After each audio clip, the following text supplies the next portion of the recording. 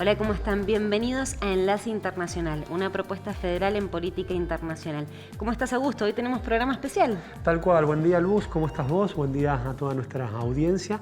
Y con una propuesta muy interesante hoy, con un ciclo de pequeñas entrevistas que hemos elegido en lo que ha sido estos 40 programas. Exactamente, estamos festejando 40 programas y lo queríamos hacer de manera especial. Qué mejor que rememorar por ahí las entrevistas, todas han sido especiales, pero por ahí aquellas que nos dejaron alguna enseñanza en particular o que las destacamos en algún aspecto. Y bueno, vamos a estar en primer lugar presentando una entrevista que realizamos al abogado internacional de migración Richard Hein, que nos comentaba lo siguiente sobre el tema de migración.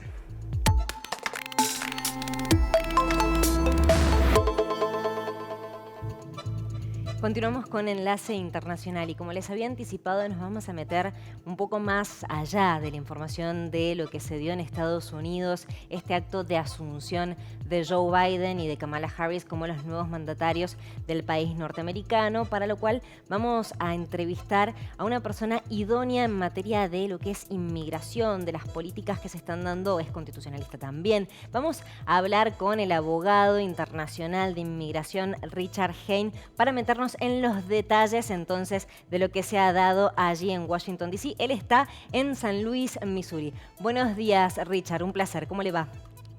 Hola, buenos días, Luz. Es un gusto saludarte a vos y a todos los televidentes de Enlace Internacional hoy en día. Muchas gracias por la invitación. Una de las medidas que se conoció en cuanto a las primeras 17 órdenes ejecutivas, acciones ejecutivas que firmó Joe Biden en la primera jornada justamente de ser el nuevo mandatario de Estados Unidos, tiene que ver con la suspensión por 100 días de las deportaciones a los ciudadanos que sean indocumentados, con algunas excepciones. ¿Qué le parece a usted esta medida teniendo en cuenta su rol como abogado internacional de inmigración? Me extrañó y me sorprendió un poco porque pues una deportación obviamente es un proceso administrativo y legal a nivel de lo que se llama el Departamento de Seguridad Nacional o en nuestro idioma el Departamento de Seguridad de la Patria.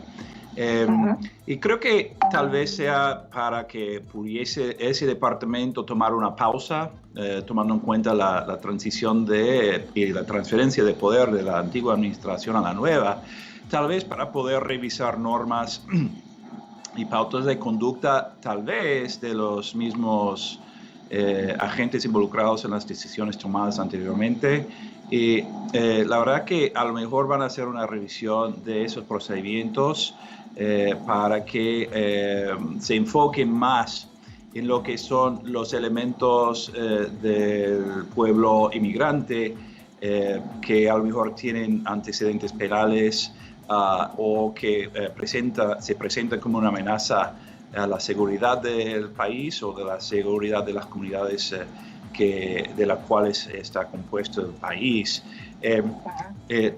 Lo que probablemente va a enfocarse son aquellas personas que sí son problemáticas en el sentido de haber cometido delitos mayores o varios delitos menores que les pondrían en un camino hacia una deportación.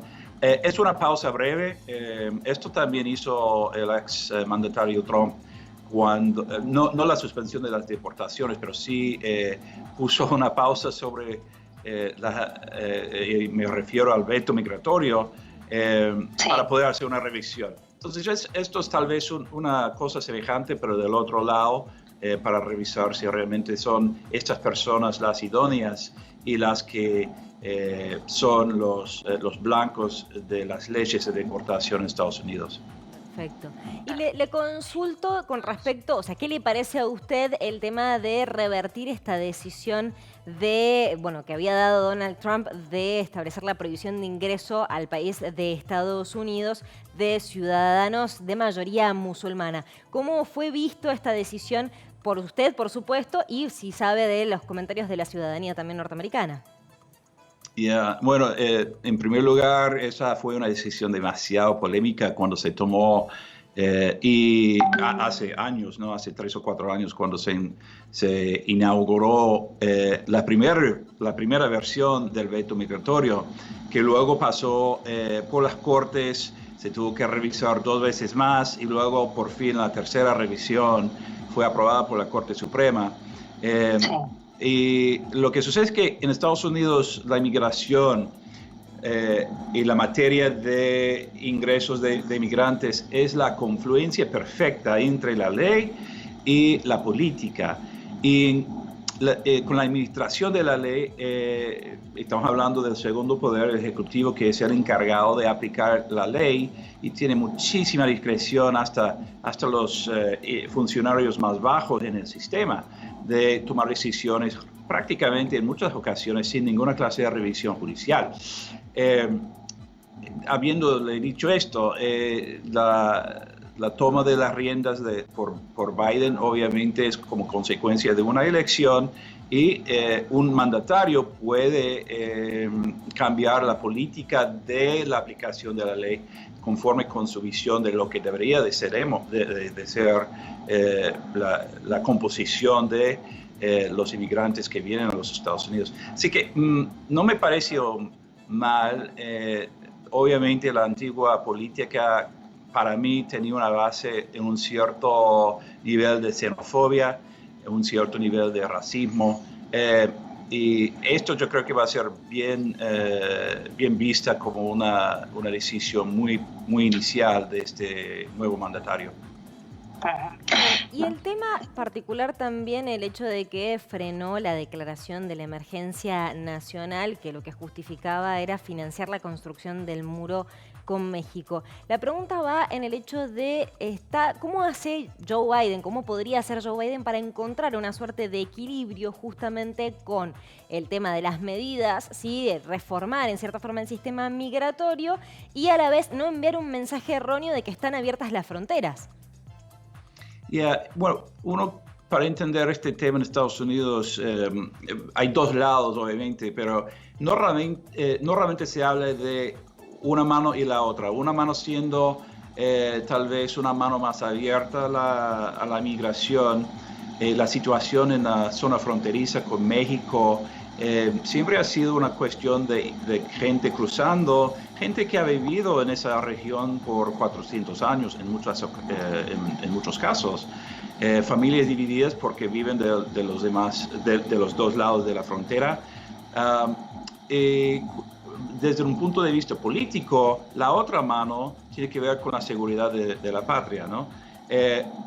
Esto puede ser un gesto y una jugada política para iniciar las negociaciones, no cediendo nada a la contraparte, siendo el Partido Republicano en este caso, para que pueda empezar a empujar la reforma que tanto se ha esperado desde hace 20 años. De hecho, estamos hablando, una nota interesante es que el día 10 de septiembre de 2001, que fue el día antes de los atentados terroristas en Estados Unidos, estuvo reunido nuestro expresidente Bush hijo con el expresidente Vicente Fox de México para hablar sobre este mismo tema. 20 años.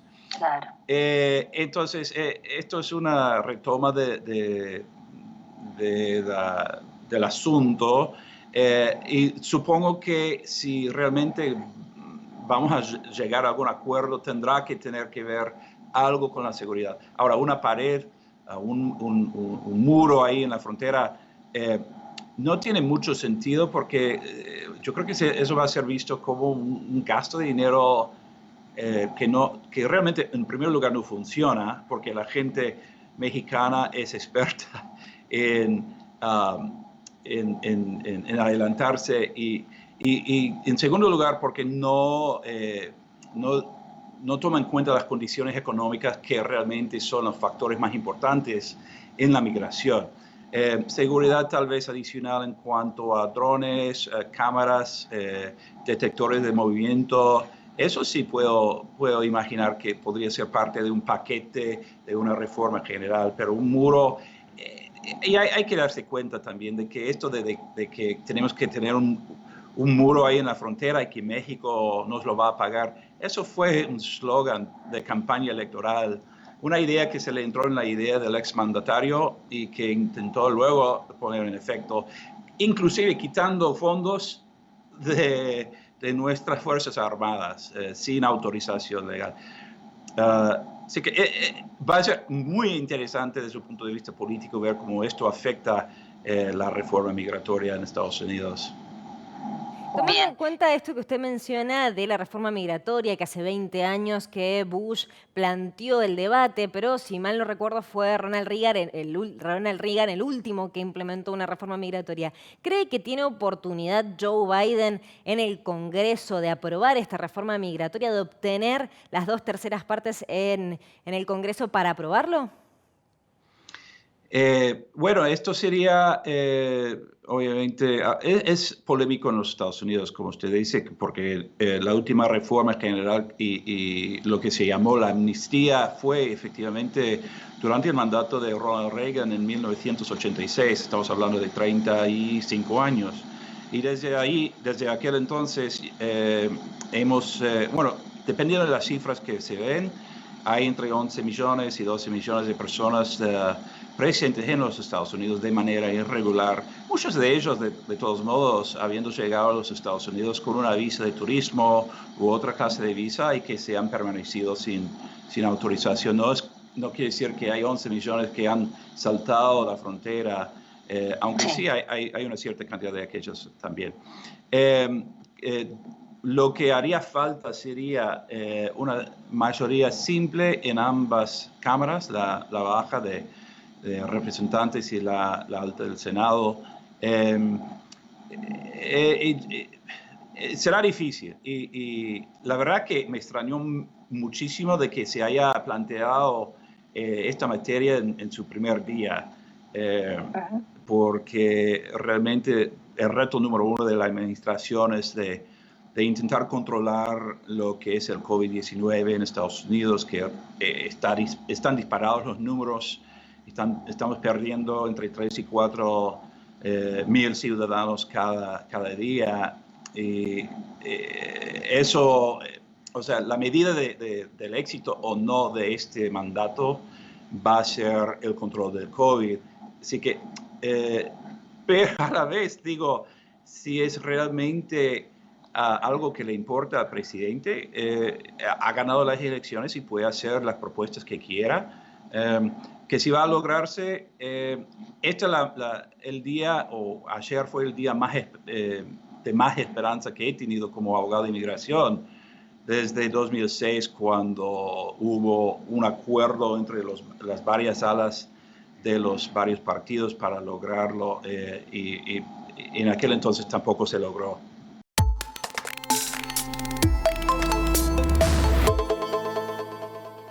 Veíamos la entrevista que generamos con Richard Hein, la verdad interesantísima, pero ahora vamos a profundizar un poquito en la entrevista que hicimos con Mauricio Zabalza, periodista argentino radicado en Nueva York, que también en materia de migración nos decía esto. Mandan, buen día. Antes que nada quiero agradecerles porque es el único medio que me ha llamado para hablar de este tema que a mí y a todos los hispanos que estamos acá nos parece de primera necesidad, ¿no? No, gracias a vos, Mauricio. Bueno, justamente este tema nos ha llamado la atención teniendo en cuenta las novedades que se han dado a conocer en cuanto a que, por ejemplo, en marzo se detuvieron a 171.000 migrantes en la frontera entre Estados Unidos y México. ¿Qué es lo que está pasando? ¿Es realmente una crisis humanitaria lo que está viviendo allí la frontera?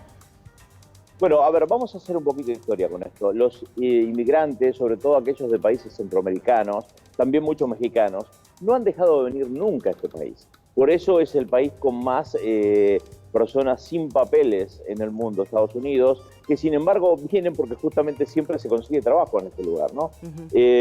Cosa que no pasa justamente en los países centroamericanos. Ahora, ¿qué había pasado? Por la cuestión de Trump y su política no inmigrante de hacer América grande de vuelta, pero con americanos, se había puesto mucho más duro, se anunció la cuestión del muro, también cada niño que venía se separaba de su familia, que acá es lo grave de lo que pasó en su momento y que ahora de pronto cambió un poquito, y se lo ponían prácticamente en celdas que parecían jaulas, que todos horrorizados lo mirábamos en el mundo. Ahora, como te decía, los inmigrantes no dejaron de venir nunca.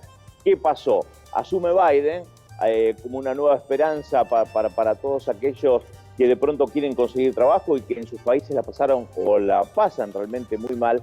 Y se han dado cuenta de que Biden dijo, no vamos a detener a los niños que vengan solos, o sea, sin sus familias, porque ¿qué estaba pasando? Estaban deportando a las familias enteras, ¿no? Entonces empezaron a venir los niños solos.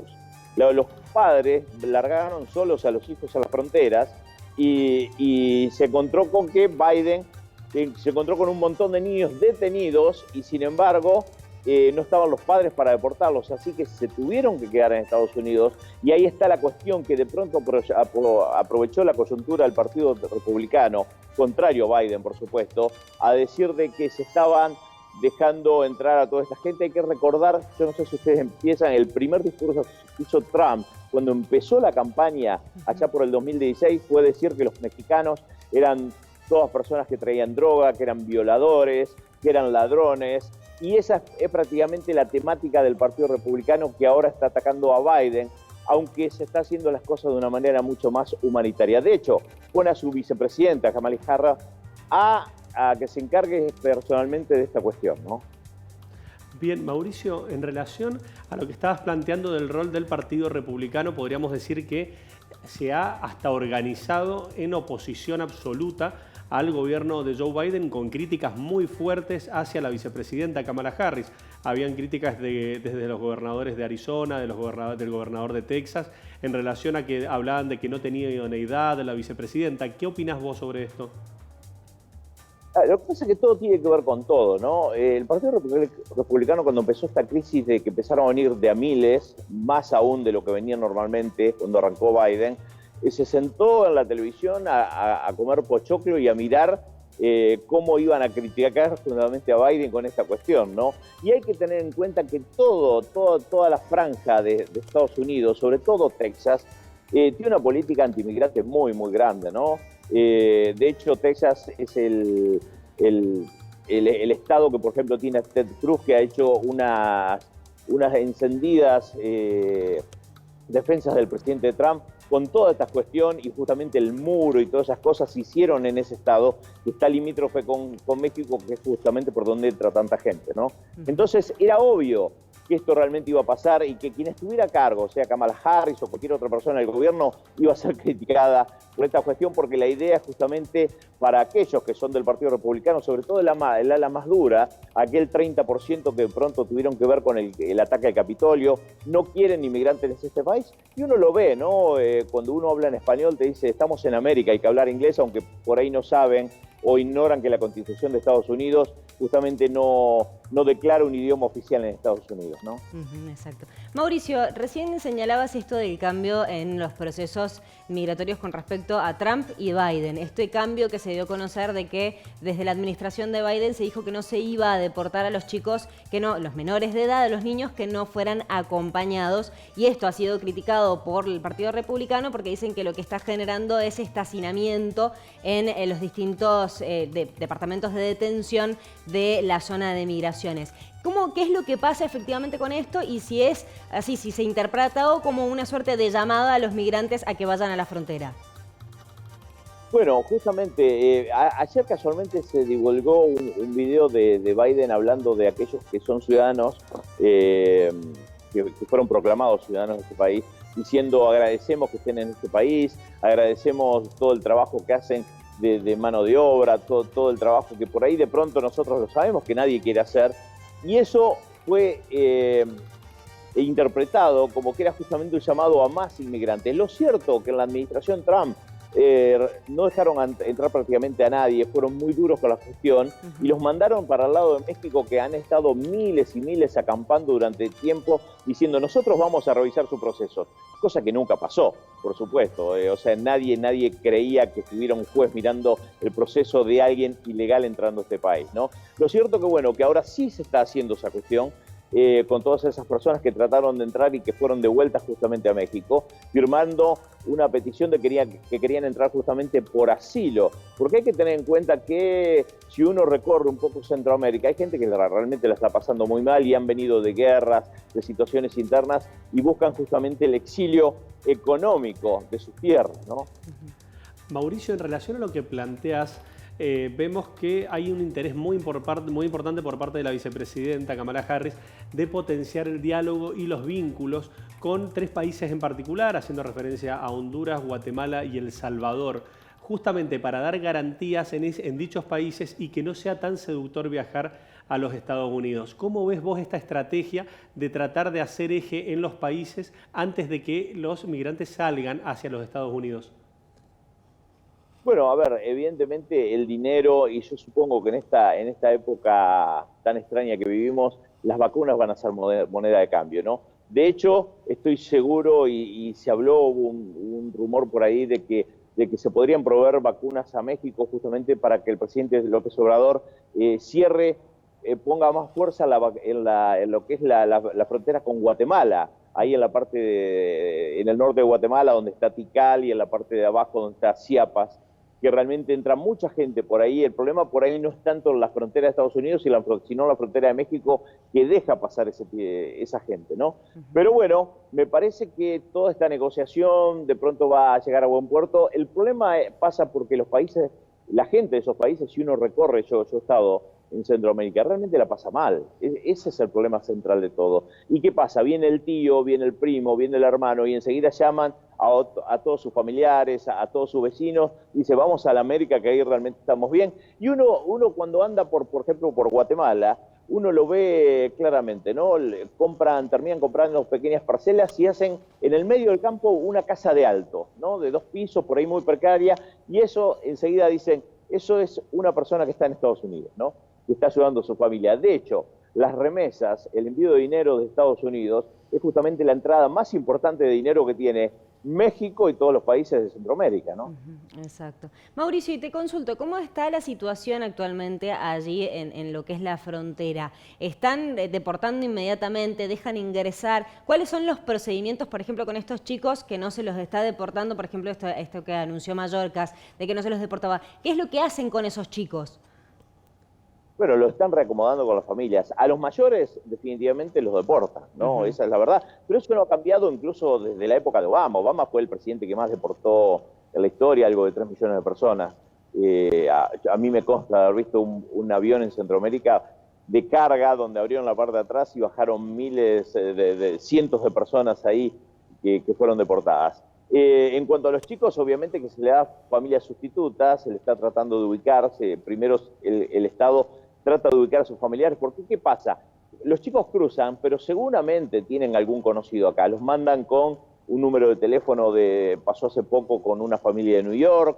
Dice, bueno, comuníquense con este número, porque en este número justamente hay un familiar, un amigo que de pronto pueda tener a los chicos. Así que tienen un trabajo muy grande ahí en la frontera de la organización justamente de estos menores que están viniendo. Ojo que menores, y no estamos hablando de chicos de 3, 4 años, que los hay. Estamos hablando de chicos de 15, 16, 14, o sea, personas grandes que de pronto pueden venir y trabajar en lo que se le llama la mano de obra barata acá en Estados Unidos, ¿no?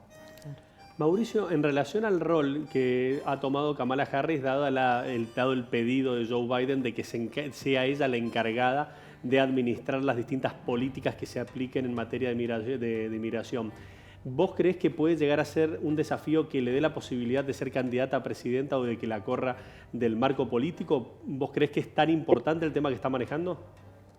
Lo que pasa es que Kamala Harris evidentemente va a hacer el trabajo, se podría decir sucio, que Biden en estos primeros 100 días de gobierno me parece no tiene que ser, porque el público americano está fundamentalmente acogido a la cuestión de la vacuna, ¿no? Y de cómo se está desarrollando la cuestión, y me parece que aquellos que están dirigiendo en este momento no quieren justamente sacar a Biden de la cuestión, que de hecho todos los días se está haciendo anuncios importantes. Ya a partir de una semana se van a poder vacunar todos los adultos en Estados Unidos, a este ritmo que llevan de casi 4 millones de personas por día vacunados. Entonces, es obvio que pusieron a una persona importante del gobierno, pero bueno, con peso propio. Hay que tener en cuenta que Kamala Harris luchó mucho por aquellos más desfavorecidos, ¿no? Ella, en la época de 2008, cuando se va el gobierno de Bush, que deja ese desastre económico tan grande con la cuestión de las hipotecas, fue Kamala Harris, como fiscal del estado de California, quien luchó a favor de la gente en contra de los bancos. Así que ya tiene un historial en esa cuestión Kamala Harris, y seguramente se va a manejar un poquito mejor como pez en el agua que Biden, que está convocado, como te decía, a la cuestión de la vacuna, ¿no? Bien. Mauricio, te consulto en cuanto a lo que se espera de las elecciones de medio término del 2022. ¿Este tema de inmigración podría llegar a afectarlo al Partido Demócrata y podría beneficiar al Partido Republicano, teniendo en cuenta que fue uno de los ejes de campaña de Donald Trump? Y bueno, justamente va a ser el caballito de batalla del Partido Republicano.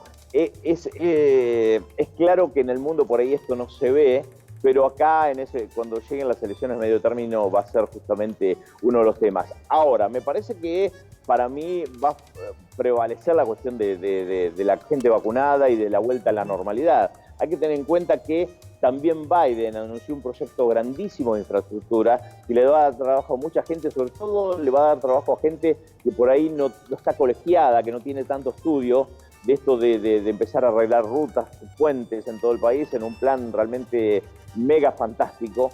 Y me parece que la cuestión económica, como siempre, va a prevalecer en Estados Unidos, ¿no? Como ya lo dijo algún expresidente en un debate público, es la economía, estúpido. Entonces, de pronto podrá haber una retórica de Trump y sus seguidores con el tema inmigratorio, pero lo importante va a ser la vacuna, la vuelta a la normalidad y la economía, como siempre, en Estados Unidos. Mauricio, en relación a la situación parlamentaria, en las próximas elecciones intermedias el Partido Demócrata se juega prácticamente la gobernabilidad, podríamos decir, en el sentido de que en el Senado están con una paridad en la que define Kamala Harris. ¿Qué imagen crees vos con la que va a jugar, podríamos decir, el Partido Republicano para poder contrarrestar al Partido Demócrata, dado que ha terminado muy desgastado el Partido Republicano? Le va a costar muchísimo. Y por cierto, cuando apareció de vuelta Trump en una convención conservadora en Florida, se vio que las caras siguen siendo lo mismo, ¿no? Aquellas personas que por ahí hicieron tan mal al partido también, ¿no? Hay que tener en cuenta que a ver, voy al ejemplo de Ted Cruz porque es un ejemplo muy claro, que es el senador de Texas. Texas es por sí el estado que, por ejemplo, va a abrir ahora el estadio de béisbol, ya lo abrió, con capacidad total. Y es el lugar donde no se usaban máscaras y donde no importaba nada, y donde por ahí muchos no se quieren poner la vacuna tampoco. Así que hay que tener en cuenta que hay un sesgo por ahí un poco extraño de algunas personas del Partido Republicano, y que después del acto que hizo Trump en el conservador, se vio que estuvo como fortalecido, ¿no? Así que yo no creo que de acá a las elecciones de medio término haya mucho cambio en el Partido Republicano en cuanto a las figuras que se están mostrando, porque obviamente quedó un poco muy revuelto, y aquellos que por ahí dentro del Partido Republicano están en contra de Trump y sus seguidores tampoco pueden hacer nada porque tienen miedo de perder sus bancas o por ahí no ser candidatos y no son apoyados por ellos. Me parece que la verdad se va a ver cuando sean las elecciones para presidente. Perfecto. Porque ahí ya va a pasar mucho más tiempo, seguramente va a haber muchos más procesos. Hay que tener en cuenta que, por ejemplo, el mismo Trump va a tener procesos judiciales, no solo por lo del 6 de enero, sino por algunas cuestiones más, y ahí va a ser un poquito muy clara. Me da la impresión que la del medio término no da tanto tiempo, tanto margen, así que de pronto, si Biden sigue con esta cuestión de la vacuna, si siguen con la recuperación económica, que ya se ve, se está dando, yo vivo frente a una ruta de entrada justamente a la ciudad de Nueva York, y uno ve que hay camiones todo el tiempo, y el camión quiere decir que están transportando mercadería, que se está moviendo la economía. Me parece que por ahí de acá, a medio término, el Partido Republicano no va a poder recuperar en ese sentido. Pero bueno, la verdad se va a ver realmente cuando sea la elección de presidente en la próxima, ¿no?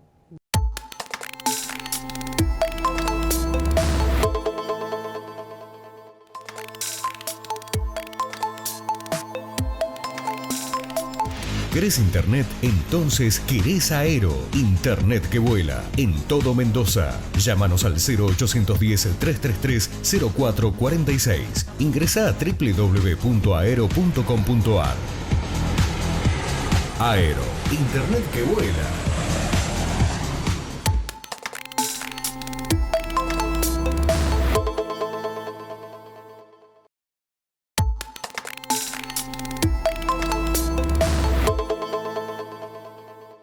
A continuación vamos a ver en el enlace internacional la propuesta de la nota que hicimos con Mariano Sarabia sobre los distintos conceptos de Estado-Nación, justamente para poder interpretar y desmenuzar un poco a qué se refiere esto. Bueno, en principio hay que decir, Augusto, que el concepto de Estado-Nación es relativamente nuevo, es del Renacimiento, podríamos decir. De los primeros Estados-Nación, o uno de los primeros Estados-Nación, es España, concretamente, la unión de Castilla y Aragón, y todo lo que se vino después con la expulsión de los moros, la expulsión de los judíos, el supuesto descubrimiento de América, etcétera, etcétera. Y a partir de ahí, estados más recientes o más antiguos, ¿no? Por ejemplo, tenés estados como Italia o Alemania, que tienen menos años que Argentina misma. Italia se reconfiguró en 1861 y Alemania también. Entonces, eso por un lado. Y por otro lado es esta dualidad de la cual hablabas vos, ¿no es cierto? En realidad podemos ver que hay estados plurinacionales, estados compuestos por distintas naciones, que en realidad son la mayoría de los estados del mundo. Y sobre todo si hablamos de Latinoamérica, todos somos plurinacionales, aunque no lo reconozcamos. Bolivia es un estado plurinacional por la Constitución, pero Argentina también lo es, aunque no lo diga la Constitución, aunque no lo digan las leyes. Aquí es mentira lo que nos han dicho siempre Augusto y Luz, de que somos todos descendientes de los barcos, que somos todos descendientes de europeos, de que somos todos rubiecitos de ojos celestes. No es así. Aquí tenemos una pata europea muy fuerte, pero también tenemos una pata africana de nuestros ancestros esclavizados que vinieron, y también tenemos una pata de los pueblos originarios muy fuerte, ¿no? Entonces somos un estado plurinacional, muchos lo son. Y después tenemos lo contrario, naciones que no tienen estado, ¿no? Cuando esa conformación de un estado que le dé lugar, que le dé voz y voto, que respete a las distintas nacionalidades, no se puede producir por distintos motivos, en general porque un pueblo o una nación sojuzga, oprime a las otras, y entonces ahí sí surge la necesidad de algunas naciones de conformar su propio estado.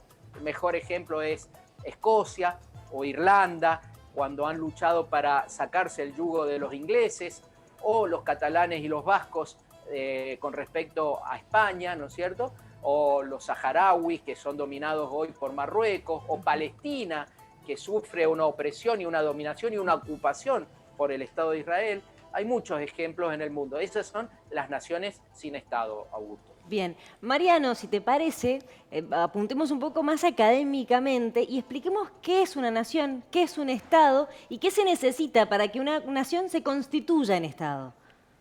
Claro, una nación, Luz, es un sentimiento, para decirlo así un poco más entendible, ¿no? Es un estado de ánimo.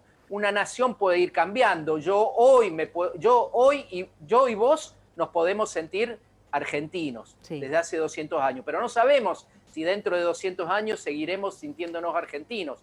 Hay un grupo en Mendoza, por ejemplo, el llamado Mendoexit, que aboga, con algunas diferencias, quizás con matices, pero algunos abogan por separarse de la Argentina. Bueno, esa gente seguramente no se siente contenida en la Argentina, en un espacio político llamado Argentina, ¿no? En general, para que haya una nación tiene que haber sentimientos en común, un proyecto en común, un pasado, en general, glorias en común, ¿no es cierto? A mí, si me preguntás, me parece una barbaridad que Mendoza, que es la cuna de la nacionalidad argentina, donde San Martín generó el ejército de los Andes, donde se derramó tanta sangre de mendocinos, haya gente que diga estas barbaridades, sin motivos aparentes, porque acá no hay una opresión de la Argentina sobre Mendoza. No hay ni motivos de inseguridad, ni motivos de discriminación, ni los mendocinos son ciudadanos de segunda, ni nada, ¿no es cierto? Que es lo que puede pasar en otros ejemplos en el mundo. Y para que esa nación, sea la nación argentina o sea la nación, qué sé yo, mendocina, cordobesa o misionera, se constituya en un Estado, tiene que tener poder, tiene que tener un gobierno, tiene que tener un territorio donde ejerce ese poder, tiene que tener una población y tiene que tener símbolos, ¿no es cierto? Que ya en un paso posterior son la bandera, el himno, etcétera, etcétera.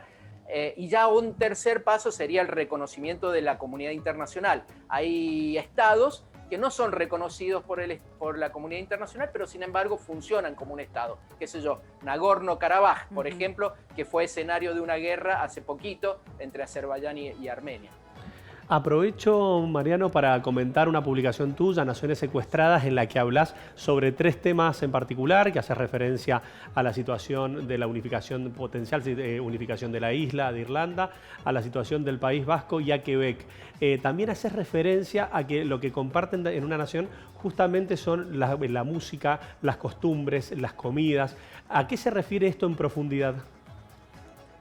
Sí, es esto, es un sentimiento, y el sentimiento generalmente va acompañado de la cultura, ¿no? Es fundamental el idioma, la literatura, la música, como decís vos, la gastronomía, pero sobre todo esa intención de los componentes de una nación de seguir caminando juntos, ¿no es cierto? Por supuesto, con las diferencias políticas, ideológicas que puede haber dentro de una nación, pero sentirse irlandés. Vos hablás con un irlandés del Ulster, del norte, y con un irlandés de la República, y los dos son irlandeses, ¿no? Vos hablás con un vasco de Iparralde o un vasco del norte, y del mal llamado País Vasco francés, y son lo mismo, hablan el mismo idioma, el mismo euskera, tienen la misma historia, la misma cultura. Después puede haber diferencias políticas y también en cuanto a la estrategia, pero esa es la constitución básica de una nación, ¿no es cierto? Por eso, Augusto, cuando hay un genocidio, no solamente el genocida intenta exterminar físicamente a los integrantes de un grupo humano, que puede ser una nación. Por ejemplo, lo que hicieron los turcos con los armenios a principios del siglo XX, cuando exterminaron a 1,5 millones de armenios.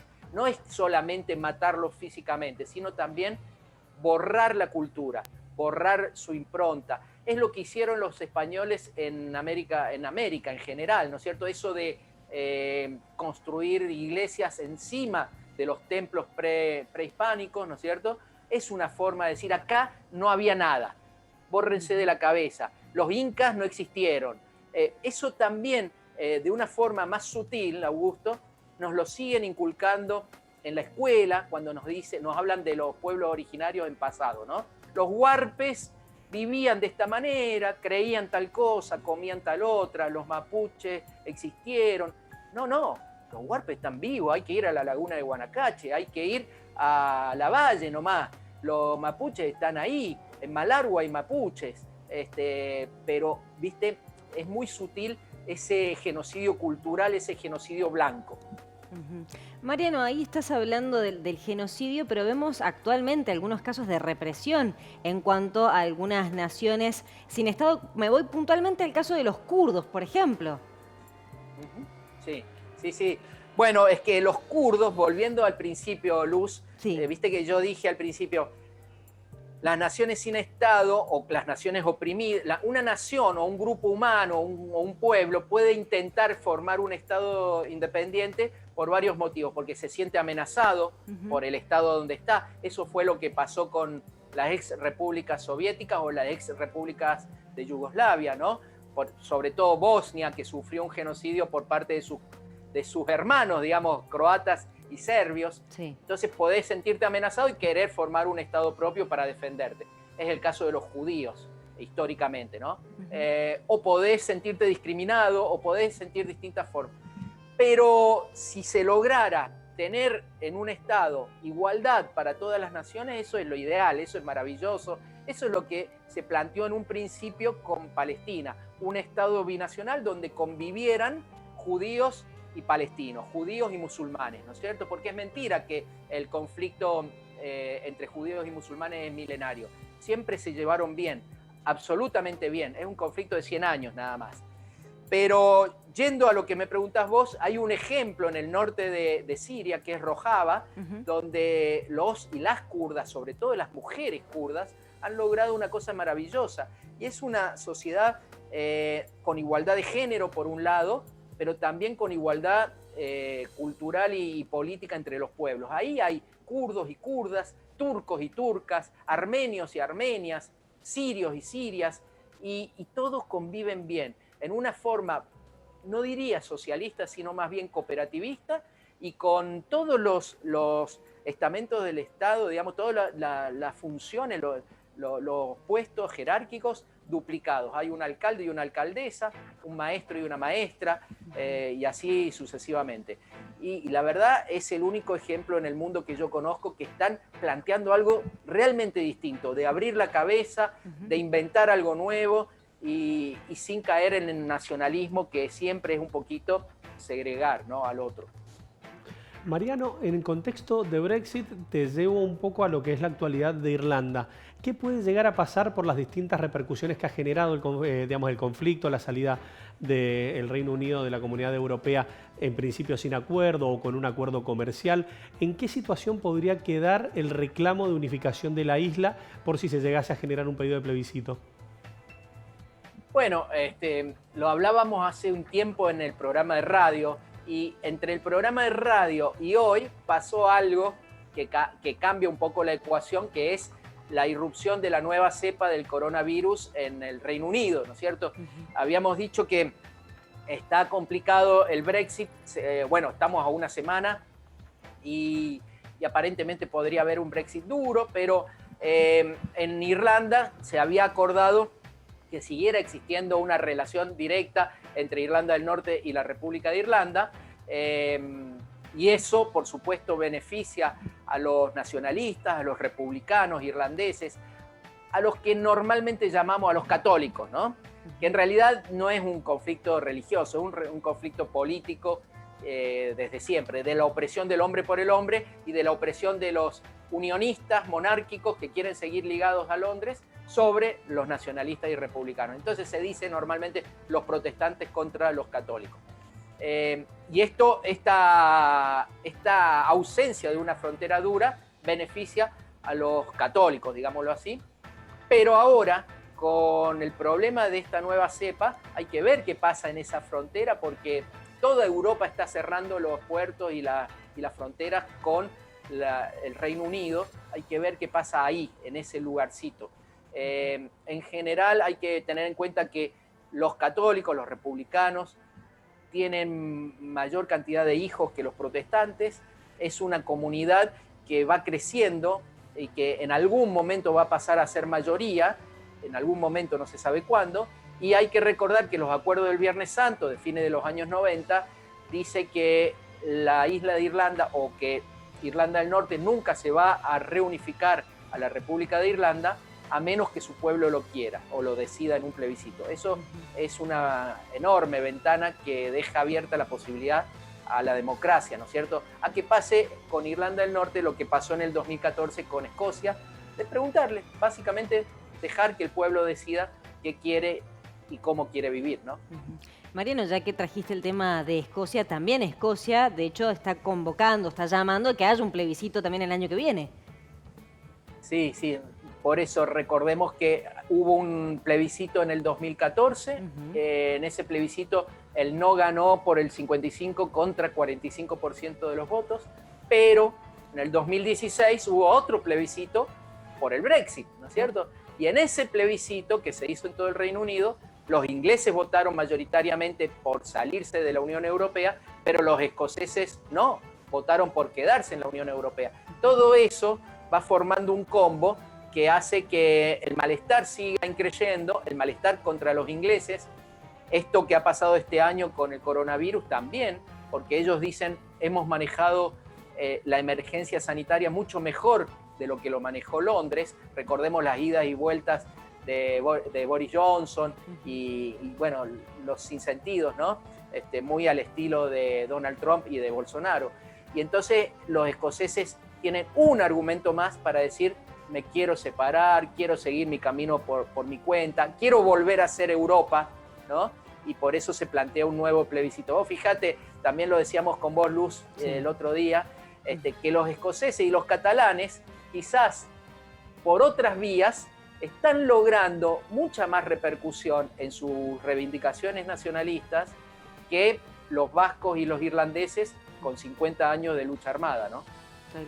Mariano, aprovechando este repaso que estamos haciendo por Europa, ¿cuál es la situación hoy del País Vasco en general en relación a la reivindicación de Euskadi como, digamos, en perspectiva autodeterminada?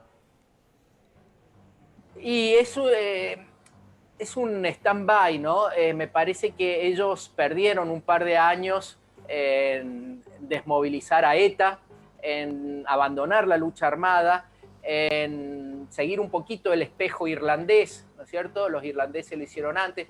Y vos fíjate que acá se juega mucho lo simbólico y la diplomacia y la muñeca política, ¿no?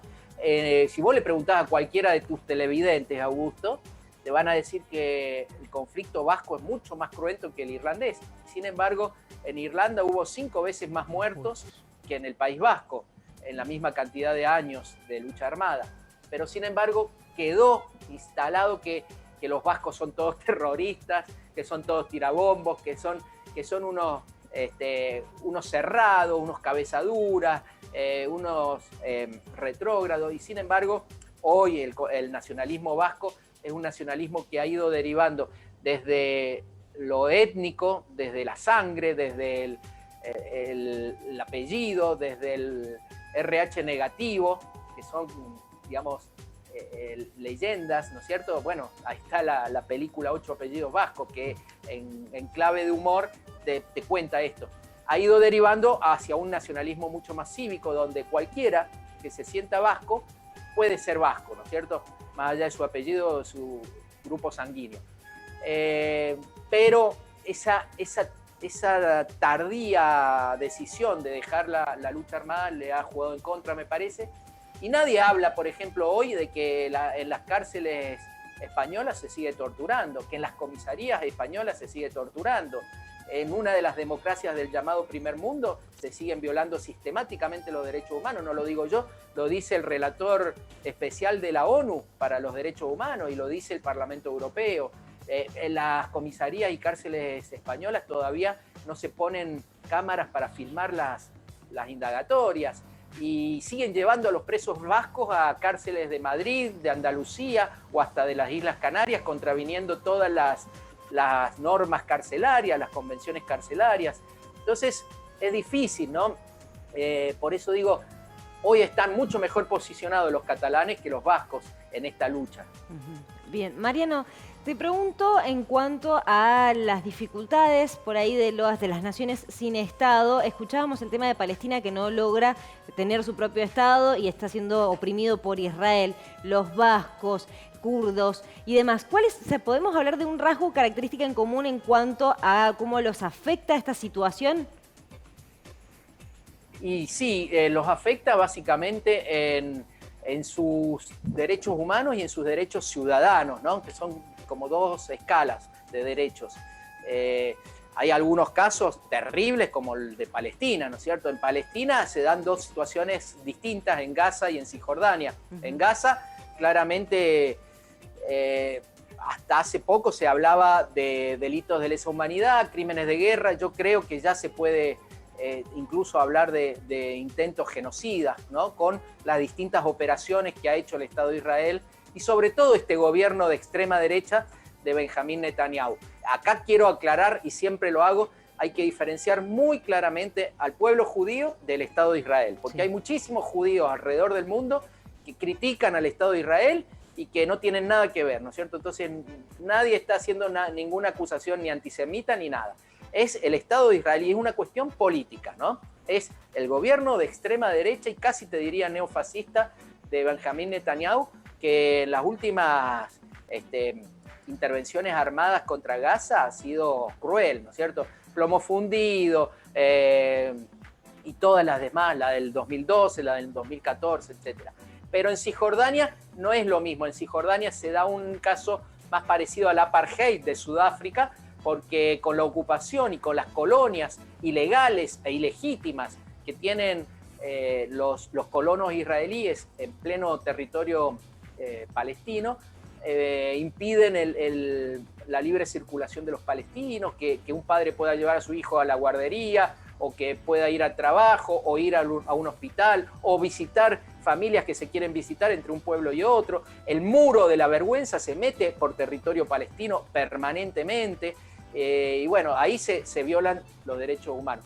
Después puede haber otros casos donde no hay violaciones tan graves de los derechos humanos, pero sí de los derechos ciudadanos, como por ejemplo el caso de Puerto Rico. Hay 2 casos en América Latina que no los conocemos y no nos importa y nadie dice nada, que es la Guayana Francesa en plena Sudamérica y Puerto Rico.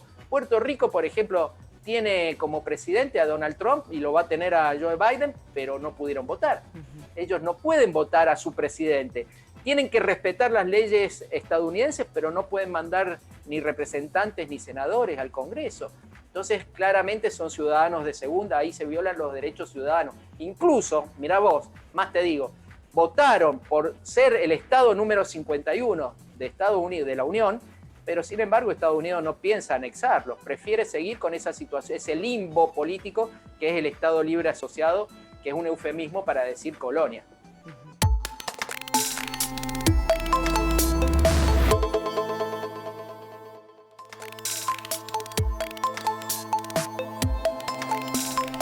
Seguí la cartelera del Imperial en sus redes sociales. Atentos a vos, atentos a tu entretenimiento. Maipú Municipio.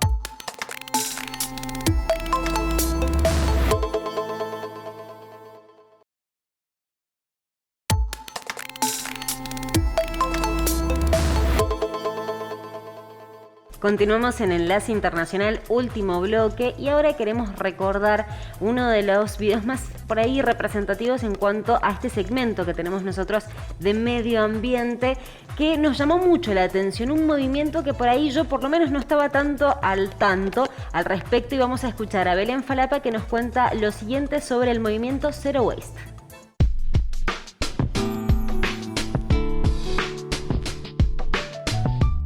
Hoy vamos a hablar del movimiento Zero Waste.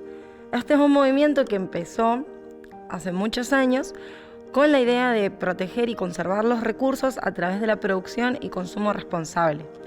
Busca desarrollar prácticas a través de las cuales uno reutilice y recupere todos los recursos que usa, es decir, envases, envoltorios, así como también productos más grandes, no de consumo diario. El objetivo es utilizar estos productos y una vez finalizado encontrarles otro uso para no generar daños ni al agua, ni al aire, ni al suelo.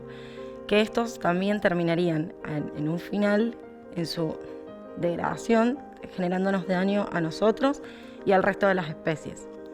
El Zero Waste International Alliance, Alianza Internacional de Basura Cero, es un movimiento que empezó entre el año 1998 y 2002 en Estados Unidos. No es atribuible a una sola persona, sino que esto fue generándose a través de un montón de personas que querían generar este cambio en el consumo, de pasar de este por ahí consumo masivo que tenemos todos los días a un consumo más responsable y consciente tanto en nuestras actividades diarias como por ahí en la recreación. Este movimiento se basa en rediseñar el ciclo de vida de los productos, ¿sí?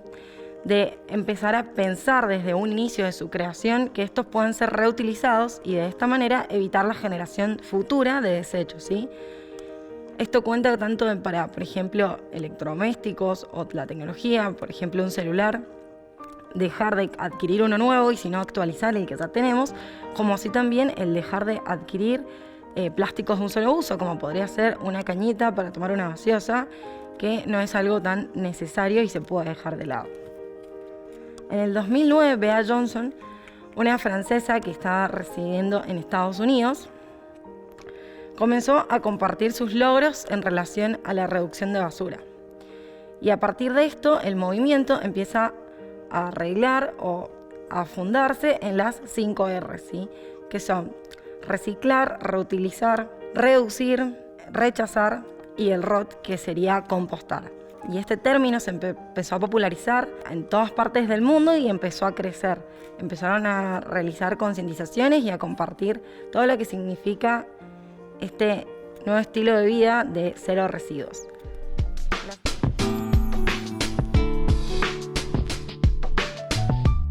Si lo pensamos y nos fijamos en nuestro día a día, cada persona genera 1,2 kilos de basura de manera diaria, sí, todos los días en su hogar. Esto se va a traducir entre 7.000 y 10.000 toneladas diarias entre toda la población mundial. El problema que nos enfrentamos con los residuos es realmente grave.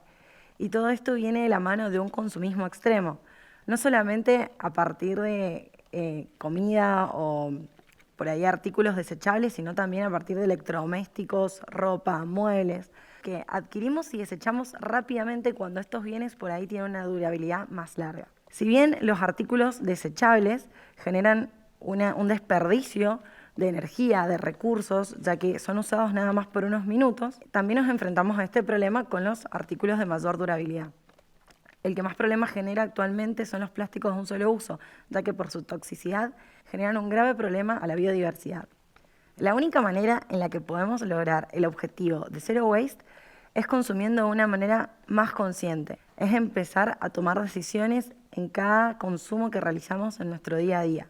Bueno, algunos consejos para llegar a este objetivo Zero Waste son usar bolsas de tela para todo, comprar comida a granel, empezar a llevar el tupper, ¿sí? Por ahí al trabajo, cuando uno va a comprar comida por kilo, cambiar las toallitas y tampones por toallitas de tela o la copita menstrual en su caso. Hay un montón de alternativas que por ahí en nuestro día a día son pequeños cambios y al final terminan siendo un cambio gigante. Así que los invito a que día a día empiecen a hacerse estas preguntas, empiecen a ser más conscientes a la hora de consumir y empecemos a cambiar los hábitos para juntos construir un mundo más sostenible.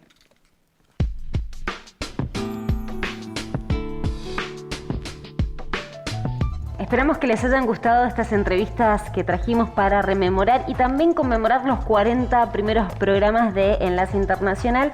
La idea era justamente contar estos temas por ahí que nos llamaron tanto la atención, ¿no, Gustavo? Tal cual, de hecho una propuesta con la participación de los entrevistados que muy gentilmente hacen a la esencia de cada programa, de cada propuesta, tanto coyuntural como histórica en relación a los temas que tratamos. Exactamente, así que siempre es un placer hacer este programa que tanto nos apasiona y por supuesto convocar a los principales actores para que nos ayuden a entenderlo, ¿no?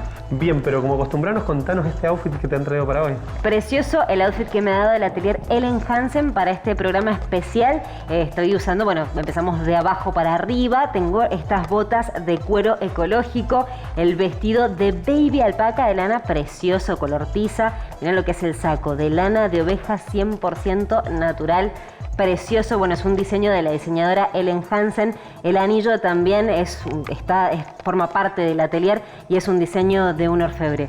Vayan, se los recomiendo, a San Lorenzo 576 y recuerden que el atelier tiene un verdadero compromiso con el cuidado del medio ambiente, por lo que trabaja a moda responsable y sostenible. Vayan, les repito, San Lorenzo 576. Nos encontramos la semana que viene en Enlace Internacional, una propuesta federal en política internacional que también trabajamos con Canal Sama de San Juan y con Canal 13 de San Luis. Los esperamos la semana que viene, ha sido un placer y gracias por acompañarnos en estos 40 programas.